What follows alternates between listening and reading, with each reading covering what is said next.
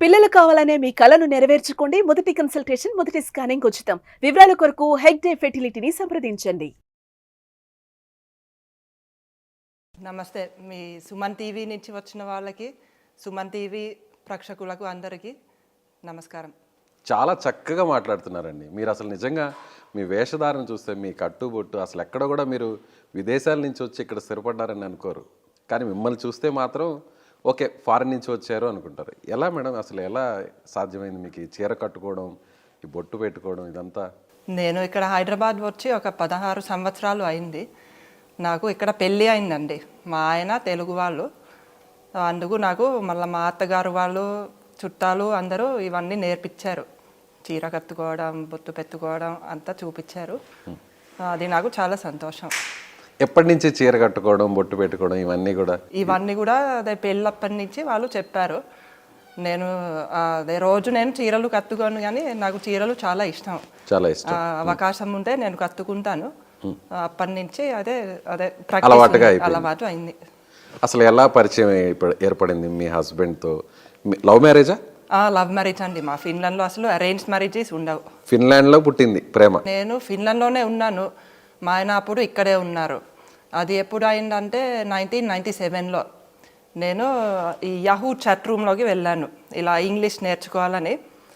అంటే మా ఫిన్లాండ్లో స్కూల్లో అంతా ఫినిష్ భాషలో చెప్తారు ఇంగ్లీష్. మేము Finland language finish. Finland language. అక్కడ ఇంగ్లీష్ మాట్లాడరు. అక్కడ ఇంగ్లీష్ రేర్గా మాట్లాడతారు. సో మీరు ఇంగ్లీష్ నేర్చుకోవాలని వేరే ఇన్స్టిట్యూట్కి వెళ్ళారు? నేను ఇంగ్లీష్ మాట్లాడాలని యాహూ చాట్ రూమ్లోకి వెళ్ళాను. అప్పుడు ఆ రోజుల్లో ఆ చాట్ రూమ్స్ ఉండేవి, ఇప్పుడు అవి లేవు. కానీ అప్పుడు జస్ట్ ర్యాండమ్గా అక్కడ అదే ప్రపంచంలో ఎక్కడైనా ఆ చాట్ రూమ్లోకి వచ్చిన వాళ్ళతో మాట్లాడడం నాకు అలవాటు ఉండేది. చాట్ రూమ్ అంటే ఆన్లైన్లో పరిచయం అయింది. ఇలా మామూలు ఫ్రెండ్షిప్ లాగా మొదలైంది. సో ఎక్కడ? ఇండియా నుంచే?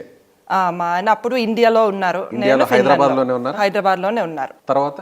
తర్వాత అలా ఆ రోజుల్లో ఆ చాట్ రూమ్లో అప్పుడప్పుడు నెలకి ఒకసారి అలా కలిసేవాళ్ళం, ఈమెయిల్లు పెట్టేవాళ్ళం. అలా మాకు అప్పటి నుంచి మా ఆలోచన చాలా సిమిలర్గా ఉంటుందని అనిపించింది. అలా చాలా చాలా రోజులు మేము మాట్లాడుకున్నాము. ఆ తర్వాత ఇలా ప్రేమ పుట్టింది. అంటే ఆన్లైన్లో ఎంతకాలం మేడం ఇద్దరి మధ్య కాన్వర్సేషన్ నడిచింది? ఆన్లైన్లో ఒక 5 సంవత్సరాలు నడిచింది. 5 సంవత్సరాలు 1997లో? అప్పటి నుంచి 97 నుంచి 2003 వరకు. అప్పుడు సోషల్ మీడియా ఏం పెద్దగా లేదు, ఓన్లీ మెయిల్స్ మాత్రమే ఉండేవి. ఎలా ఓన్లీ మెయిల్స్ లో మాత్రమే మాట్లాడుకునేవారు? నేరుగా చూసారా ఎప్పుడే ఒకరినొకరు ఎలా అయినా చూసారా? ఫోటోలు కూడా ఏం చూడలేదు. ఫోటోలు కూడా చూడలేదు? ఫోటోలు చూడకుండానే అన్ని సంవత్సరాలు మాట్లాడుకున్నారు? 5 సంవత్సరాలు కనీసం ఒక 6 సంవత్సరాలు మాట్లాడాం. 6 సంవత్సరాలు ఫోన్లు చేసుకునేవారా? ఫోన్లు ఏం చేయలేదు. ఫోన్లు కూడా లేదు? ఓన్లీ చాట్ రూమ్ లో, అలాగే మెయిల్స్ లో? అవునండి. అలా ఫ్రెండ్స్ అయ్యారు? అలా ఫ్రెండ్స్ అయ్యాము. తర్వాత ప్రేమ ఎలా వచ్చింది? ప్రేమ అంటే అదే ఇప్పుడు మా ఆలోచన చాలా ఒకలాగా ఉందని అనిపించింది. అలా నేను చాలా మందితో అలా చాటింగ్ చేసేదాన్ని, కానీ మా ఆయనలాగా ఇంకెవ్వరు కూడా చాటింగ్ చేయలేదు. ఆయన చాలా స్పెషల్ అని అర్థమైంది. మీరు ఆయన్ని అడగాలి, ఆయనకి నా మీద ప్రేమ ఎలా పుట్టిందో. ఫస్ట్ టైం ఎప్పుడు చూసారు? ఫస్ట్ టైం మేము 2003లో చూసాము. అంటే మా ఆయన ఫిన్లాండ్ వద్దామని అనుకున్నారు. ఫిన్లాండ్ రావడానికి వీసా కావాలి. నా కోసమే వీసా కోసం ఢిల్లీ వెళ్ళారు. అక్కడ అపాయింట్మెంట్ తీసుకున్నారు ఇంటర్వ్యూలో. ఆ ఇంటర్వ్యూ వాళ్ళు అడిగారు మీరు మా ఫిన్లాండ్ ఎందుకు వెళ్ళాలని. అప్పుడు ఫ్రీగా చెప్పారు, ఇలా మా ఒక అమ్మాయి ఉంది, ఆ అమ్మాయిని కలవాలని ప్లాన్ చేస్తున్నాను. అప్పుడు వాళ్ళు ఏం చెప్పారంటే, వద్దు నువ్వు మా ఫిన్లాండ్ వెళ్ళొద్దు, మా అమ్మాయిలని తీసుకోవద్దని. వీసా ఇచ్చేవాళ్ళు రిజెక్షన్ ఇచ్చారు. ఆ తర్వాత నేను ఇండియా వద్దామని అనుకుంటే మా అమ్మ వాళ్ళు వద్దు నువ్వు ఒంటరిగా ఇండియాకి వెళ్ళొద్దని అన్నారు. అంటే ఇట్లా మీరు లవ్ చేస్తున్నారు ఇండియన్ అని చెప్పారా? మీ పేరెంట్స్ చెప్పారా? నేను చెప్పాను. వాళ్ళు కొంచెం భయపడ్డారు, ఎందుకంటే అక్కడ మీరు న్యూస్ పేపర్లు టీవీలు చూస్తే ఇండియా గురించి కొంచెం న్యూస్ అంత బాగా పాజిటివ్గా లేవు. ఎందుకని ఏమన్నారంటే ఇండియా అంటే అక్కడ కొంచెం ప్రశాంతంగా ఉండదు అని అన్నారా, లేకపోతే కొంచెం అదే ప్రశాంతంగా ఉండదు, ఇంకా ఇలా ఈ వయోలెన్స్ కేసెస్ ఉంటాయి, అలాంటి న్యూస్ వస్తాయి ఎక్కువగా, డొమెస్టిక్ వైలెన్స్ ఉంటుంది అలాంటివి. అవును, అలా చెప్పారు మీ పేరెంట్స్. మీరు ఇక్కడికి వచ్చిన తర్వాత ఇండియా గురించి ఏమనిపిస్తుంది? వాళ్ళు కూడా వచ్చారు, వాళ్ళు చూస్తే వాళ్ళ మైండ్లో అది వాళ్ళ అభిప్రాయం మొత్తం మారిపోయిందండి. అసలు ఇండియా ఇలా ఉంటుంది అనే వాళ్ళు అసలు ఎక్స్పెక్ట్ చేయలేదు, అంతేనా? వాళ్ళు ఎక్స్పెక్ట్ చేయలేదు. మా బామ్మ వాళ్ళు 1991లో ఢిల్లీ వెళ్ళారు, ఢిల్లీ, ఆగ్రా, అక్కడ చూసి వచ్చారు. వాళ్ళకి కూడా అక్కడ అంతగా నచ్చలేదు. సో వాళ్ళు అది చెప్తే మా అమ్మ నాన్న కూడా అలా అనుకున్నారు, అది ఎలా ఉంటుందో అని. ఓకే, తాజ్ మహల్ ని చూడడం కోసం మీ బామ్మ వాళ్ళు ఇండియాకి వచ్చారు. సో అక్కడున్న కల్చర్, అక్కడున్న కొంత చూసి భయపడ్డారు వాళ్ళు కొంచెం. అందుకని ఇక్కడికి రావడానికి మిమ్మల్ని ఇష్టపడలేదు, ఒప్పుకోలేదు. ఎలా ఒప్పించారు పేరెంట్స్? అదే నేను చెప్పాను, మా ఆయన చాలా మంచివారు, ఇలా నాలాగా అన్ని విషయాల గురించి ఆలోచిస్తారు, అదే మీరు ఆ న్యూస్ చదివి దేశం మొత్తం అలా ఉంటుందని మీరు ఆలోచించకూడదు. సో అలా నేను చెప్పి వాళ్ళని ఒప్పించారు. సో ఫైనల్లీ ఇండియాకి వచ్చారు. నేను ఏ సంవత్సరంలో వచ్చారు? మేము ఇండియాకి 2008లో వచ్చాము. అంతకు ముందు కొన్ని సంవత్సరాలు మేము యూకేలో ఉండేవాళ్ళం. యూకేలో అంటే సారు మీరు ఎప్పుడు, అంటే నేను సారు మీరు డైరెక్ట్గా ఎప్పుడు చూసుకున్నారు అని?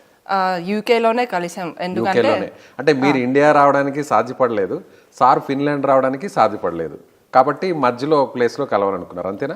అంతేనండి. అప్పుడు అదే వీసా రిజెక్షన్ వచ్చింది. మా అమ్మ వాళ్ళు నేను ఇక్కడికి రావడానికి ఒప్పుకోలేదు.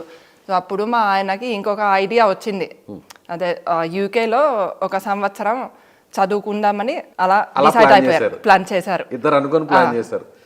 అట్లా ప్లాన్ వర్కౌట్ అయింది. మీరు ఏం చదువుకున్నారు మేడం?